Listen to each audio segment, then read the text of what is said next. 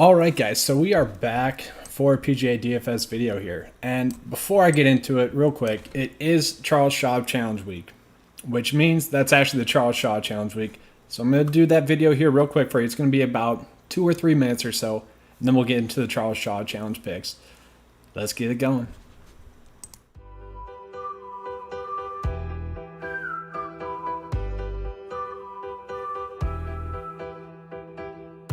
Standing at 6'2", 250 pounds of muscle, we got Wes Rivers. I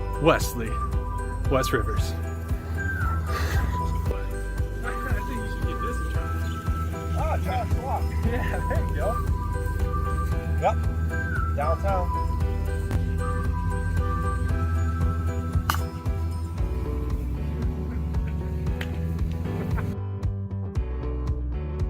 Now, the returning champ, Finn, for the win, Dawson.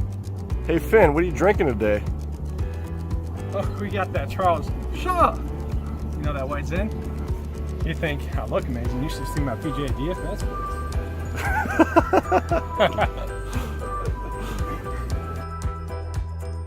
plays. Somebody asked what I was doing today, and I'm like, just chugging a bottle of Trader Joe's wine. This is the equivalent of 5 standard glasses of wine. Pinot, or no, not Pinot, Sauvignon Blanc. This is one of the whites that I like because it's not too sweet, but it's still kind of refreshing. We'll see how much I like it after I'm halfway through, though. All right, Wes, what was the research? What did the research tell you? Well, I typed in Google best Charles Schwab. Best wines for chugging. Here's this one. So, All right, Brooks, Best wine for I used one chugging. resource, and hopefully that person's opinion's right. what'd you go with, Brooks? Pinot, or no, not Pinot, Sauvignon Blanc. You didn't have This that is like the one. Last year I've always done whites in with you. So this is the first time. This is one of the whites that I like because it's not too sweet, but it's still kind of refreshing. We'll see how much I like it after I'm halfway through, though. See, when I drink wine, I have a glass, and then obviously the glass leads to another one, and then eventually the bottle's gone. It really doesn't matter the taste. Right. like beer. But if I had to go between white or red, it's definitely white. Something with the red is just doesn't go down well. This is. It really just depends on the mood, I think, too. That's true. The palate. I just can't do Yeah, the palate, if you're eating, what you're eating, the whole deal. That's a little too sophisticated for my, what I'm using it for. It's nice.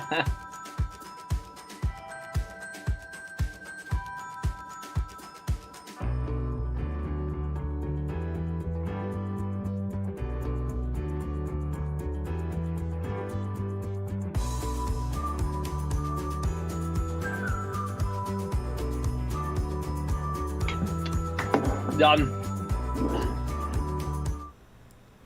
All right, so that was the Charles Schwab Challenge. It was pretty darn fun this year. I don't know if you guys saw last year's. I was a lot slower this year with the chug. So my age is starting to get to me. Smoking Guns just said back in his day he could have beat me. Probably this year. I was pretty slow this year, but it's always a fun thing to do. I will be posting the full video of that sometime later this week. It was just kind of a fun conversation, fun time. Let's get into the picks, though, for the Charles Schwab Challenge. What you got?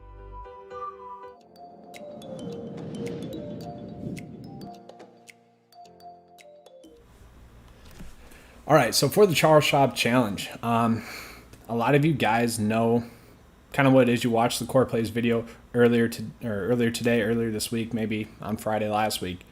None of the plays have really changed that much. They added in some players into the player pool. Really, the only one I would enter into my player pool that they added recently was probably Sergio Garcia. Now, I don't really want to go that route, but if you guys did, I wouldn't blame you.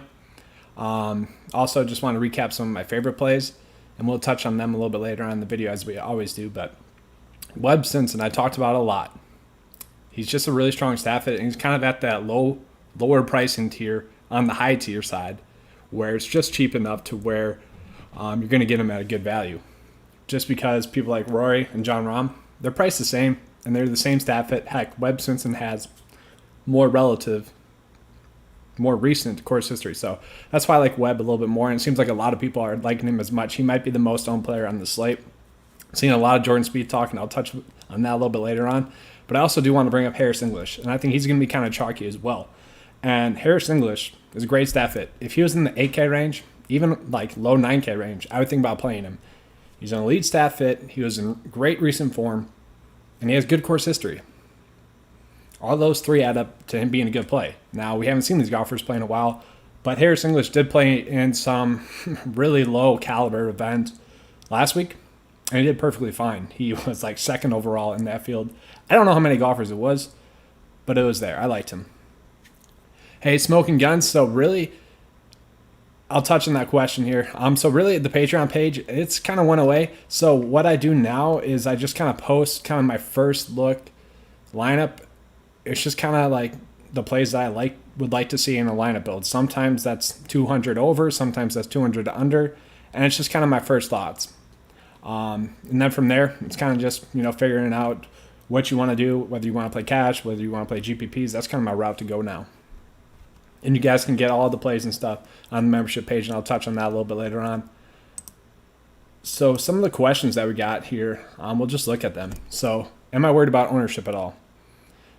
So this one's tricky because this event is kind of like a major.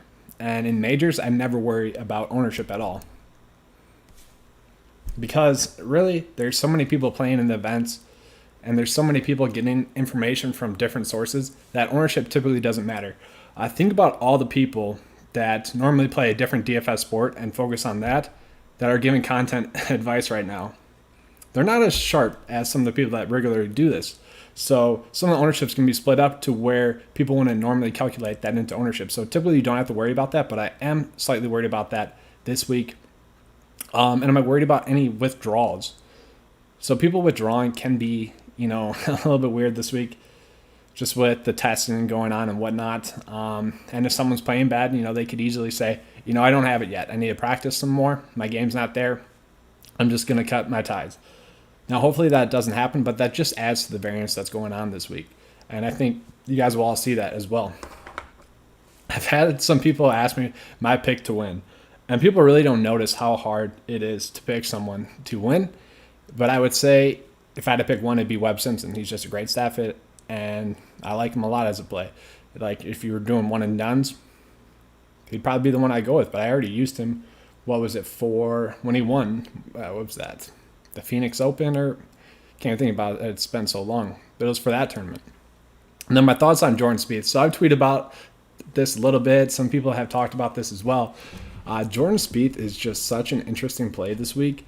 He has great course history, and you look at the time off, and he should have got better with this time off. That's pretty much plain and simple the thought process there. I just don't see it with him. Yes, he has great course history, but he's not a great staff fit, and there's other solid plays in his price point that are just going to be as good, or there's plays a little bit lower on that are just as good. Look at someone like Ryan Palmer, great course history, better staff fit, and he was in better recent form. I'd rather play Ryan Palmer. And I don't know if you guys saw this, but they interviewed Ryan Palmer, and he pretty much said, "Yeah, I've been playing at my home course, which is this course, ever since the quarantine or the postponed season started." So I'm a little bit worried about his ownership. I don't know how many people know that, but he should be a good play. Factor in his recent form, staff fit, and course history, and the fact that he's been playing at this course the whole time. If he doesn't make the cut, something's bad there. So I think Ryan Palmer is going to make the cut. And then veteran advantage. So this was kind of a question or a conversation more in the 9 to 5 membership chat a little bit. I am gearing towards the veterans a little bit more this week. People that have played on the tour for multiple seasons, they're not in their 5th year. They're way past that. They've been on tour for years. I think Matt Kuchar, Steve Stricker, I guess, would be an example of that. Jim Furyk, all these veteran guys that have really handled a break before of this severity.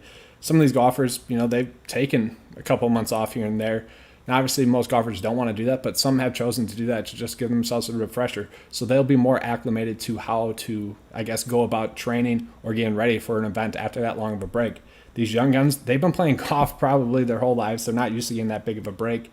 The competitive mindset will come back to them. It's just a matter of when for all these golfers, but I'm just betting that these veteran golfers, these older golfers, are going to be more mentally geared towards getting back into kind of the form of it. And then that being said, this is typically a course where, veteran guys tend to excel a little bit more because it's a course where you have to place your shots, easily, or place your shots where you want to, and you have to putt well as well. And then contest selection. So DraftKings mostly is what I'm going to be doing. There's some pretty good contests out there. We'll just put it that way. I was a little bit disappointed about their cash contests that were out there. Typically, I like to do single entry double ups, and they weren't as big this week. And I think they're kind of gearing that towards hoping people that play would play in the Millionaire Maker. Wow. And I think I'm going to this week. I might play a few. There might even be some overlay in that competition, so I do like that. Got a question coming in from Andrew as well. How would you rank Rose, Woodland, Finau for cash? Hey, Andrew, I'm glad you're back too, man. I hope you guys are doing well as well. It's good to be back, to be honest with you. But to rank those three, so it's very interesting. So Tony Finau has great course history. I want to see it one time from him before we get back, but Rose is kind of the same way. Rose should be a great fit for this course, but the last time we saw him, he's really kind of been struggling, which is kind of factored into his price point. Now, Gary Woodland, he's the best stat fit in my model this week.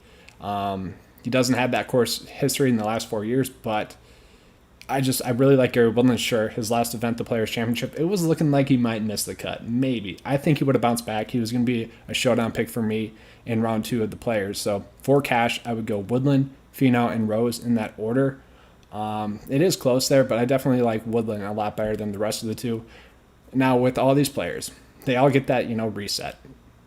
That's what makes this week hard, because we really don't have enough strong data to go off of, and not enough news as well. We're just kind of going off of what we saw previously and, the stats that we had previously. These are 2 months old stats. Typically, I don't like to look that far back. I like to look, a month or so about, and then go on from there. So it's a little bit difficult this week, and that kind of adds into the variance that we have this week. No, see, so cash is just interesting this week in general, because there's going to be some random missed cuts. That is just going to happen. We saw that a ton in the fall swing, and that's going to happen this week as well. A lot of the problems with the early season is that you can be on the right players. It's just getting them at the right ownerships in your player pool. That was kind of the biggest struggle I had given content-wise during the fall. The plays were there. We had some nice long shot wins that were low exposure plays. Then I had some medium exposure plays that really went off. And there was like a core or high exposure play, each week that seemed to have missed the cut during the fall swing. That later on in the year, the high exposure and core plays were really solid. Where in the fall swing, there's just a little bit more variance just because we don't have the data. The golfers aren't in that normal tournament, playing mentality that they typically are in. It kind of takes a while for golfers to get used to kind of the tournament schedule, being on the road and whatnot. Got another question coming in. I'll answer that in just a second. They're smoking guns. And we got one from Billy as well. I'll answer those two in a second here. I do want to talk about the FanDuel plays here real quick, and that'll get into the Yahoo plays. So just discount plays on FanDuel. So Billy Horschel, I do like his price point, 9.6 on FanDuel. And same thing for Ryan Palmer on FanDuel. He's a great price point. I talked about those two quite a bit in the last video. Billy Horschel, he's just a solid golfer, good course history, good stat fit. He ranks top 25 in the stats this week, and he was in really great form prior to the break. We look at Ryan Palmer, and I do like Ryan Palmer a lot. I already talked about him. You guys know I like him. That's a strong price point on FanDuel. Keegan Bradley, I don't mind. He's a guy that should do well at this course. If his putter's failing him, though, like at any event, it's not going to go well. But I do like him at that price point. And then Brian Harman. Really cheap, 8.3K. He's a guy that has played really well here. He is top for course history. He's top 10 in the field. And he's a strong staff fit as well. His game was really starting to come back around prior to the season being postponed. So Harman's a good play. And then Jim Furyk. I don't get this price point. I don't. Sure, on paper, his 3 out of 6 missed cuts on the year are bad. But if you look at those events individually, one he choked on the last hole, and I think there's 2 events in a row where he choked on the 18. One was one I think was 16, and then 18. He triple bogeyed to miss the cut. He's really he's played well. He's just missed the cut barely in a few events. He has great course history here, and he's a great stat fit. I mean, he's one of the best at hitting the fairway, and then he's just going to make some putts. That's what you need to do well at this course, and Furyk does that. And he's minimum priced on FanDuel. I don't really get that. All right, now to answer the questions here. So trying to get on Shane Lowry or Fitzpatrick. So let me pull up the stats on them real quick. I'll get back to that one and answer that here in a second. I'm just pulling the stats up on my phone. Because I remember looking at Shane Lowry. I think Shane Lowry is going to be the one I go with. Finau or Kuchar. I think Finau is going to be pretty low owned this week, but I like Matt Kuchar a ton. I think he'll be kind of low owned as well. People don't really like Matt Kuchar after the Hawaii trip, and he's a really cheap price point. He really only had 1.5 bad events this year. He's a strong staff. He has good course history. I really like Matt Kuchar actually this week. All right, pulling up the stats here. I want to look at Shane Lowry specifically here for you. I do like Matthew Fitzpatrick. But no, it's definitely Shane Lowry. So I'm pulling it up right now. It's going to be Shane Lowry for me. He was just looking pretty well. I would rather just go a little bit lower, though, if you can, because there's better plays a little bit lower on. I know it's probably for GPPs, but I would rather just go a little bit lower there. Billy, thoughts on Lanto being sub 7K? So kind of that's the problem with DraftKings this week is that we do have a ton of great value plays. The sub 7K range, the value range is loaded. It really is. There's a bunch of plays. There was like 20 plays I could have made a case for. And Lanto was one of them. He does make for a great GPP play. For me, I really want to try to trim the player pool down. I was really hoping to try to get the most cuts I could across the cut line. And, those few 6 out of 6 lineups I'm going to have are going to really be strong lineups. Lanto is kind of a little bit more risky, so I didn't go that route, but I do think he does have the upside to go off. I mean, there's a ton of people. I mean, Taylor Gooch, he's missed like 1 cut out of 13. He's been solid. I mean, there's just a ton of great value plays that you can make a case for, and Lanto's one of them. So if you're finding a reason to play Lanto Griffin, go with it. I'm not going to blame you. There's some other value plays I like a little bit more that I'll touch on here with Yahoo as well. Matthew Naismith at $20 on Yahoo. That's really cheap for me. I really like Matthew Naismith on DraftKings. FanDuel, he's pretty cheap as well, but Yahoo, great price point there for Matthew Naismith. He's a great stat fit. He's top 10 stat fit, actually. If he had course history, I'd probably be on him a little bit more. He had a pretty strong year. Kind of his last 10 events were really solid. Daniel Berger and Harris English on Yahoo as well, really cheap. And this is kind of why I like to look at, the different sites as well, because Jim Furyk on FanDuel, I was kind of nervous about playing him on DraftKings. You can definitely play him on FanDuel. Bryson's a guy that I wasn't thinking about playing at all on DraftKings. But on Yahoo, I can make the case for him. He's kind of the last tier of top talent players that you could play. Now, I don't like him this week because I do worry about his driving accuracy being a factor. He could really miss the cut because of that driving accuracy. But he's also a guy that was, a top 5 player on the year coming in or right before the postponement. So, Bryson at 38 on Yahoo, I don't mind. And then Brian Harman, once again, $21 on Yahoo. That's really cheap.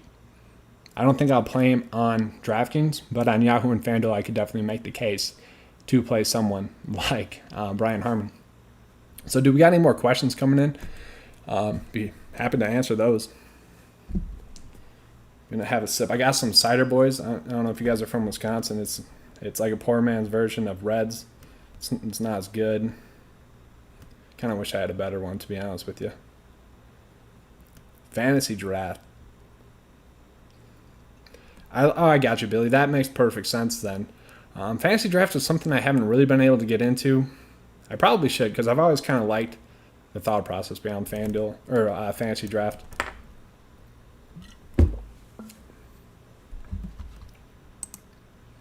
All right, so real quick, if there's any more questions coming in, feel free to get those in. I always do like to bring up the PGA DFS membership page. I always give you guys the first look build there.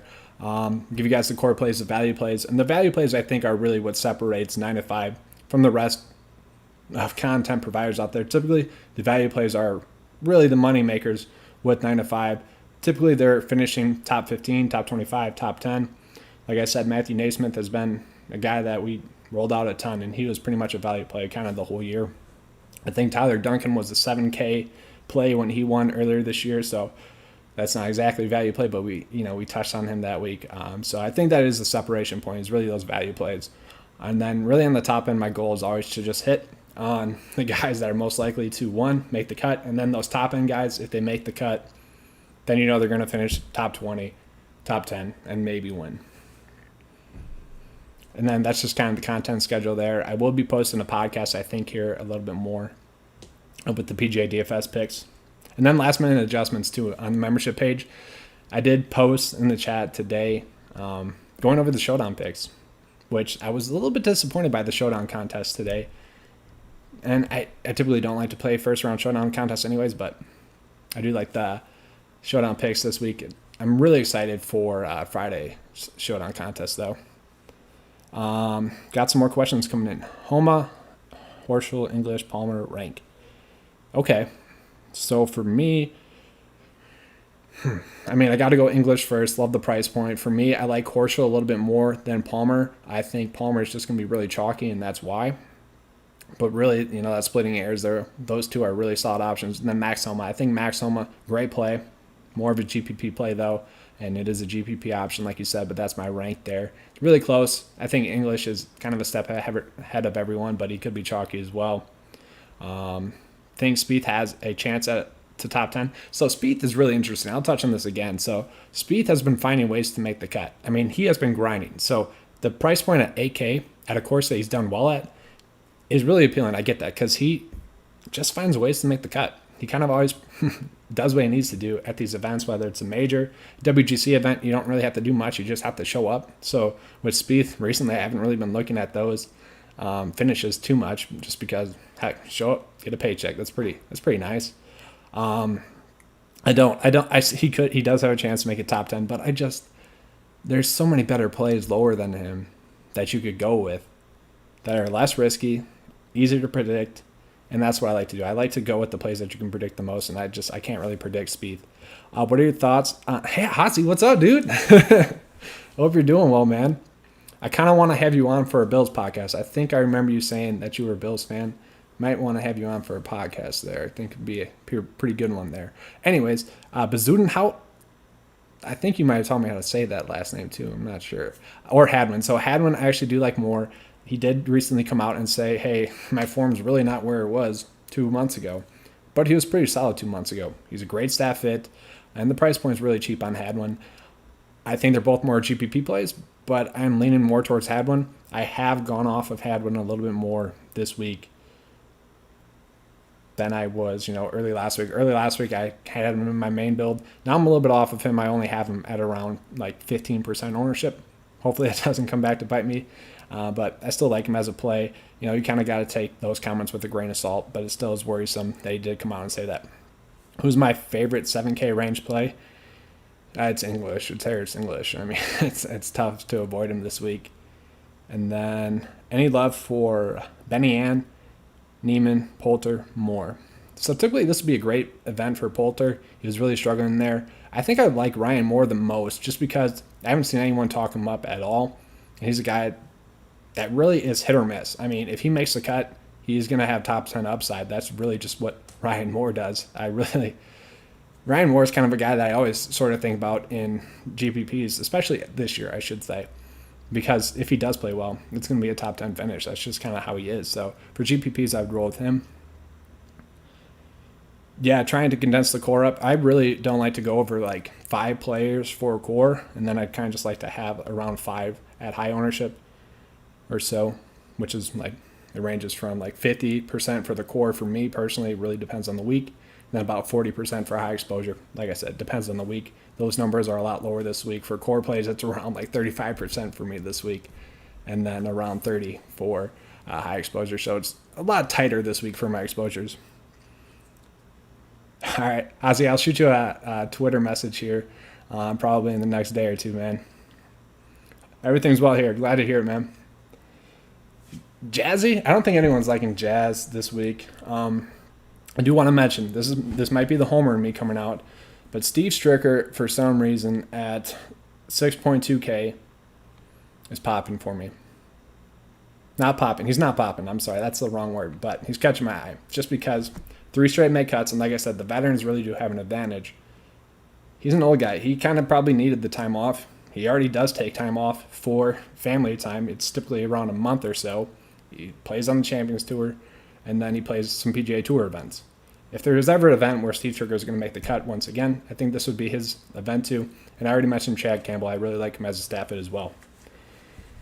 All right, guys. Going to be finishing up here like right now. So if you guys don't have more questions, I'm going to be heading out. It's a great live stream. Appreciate everyone being here. Let's keep cashing too, man. We were on a streak right before the postponement. The Players' Championship might have been one of our biggest wins. I mean, we had a ton of people in the top 10. It was looking like it was going to be a great week. So that was pretty unfortunate. But all right, guys, we're heading out. Hope you guys have a good week.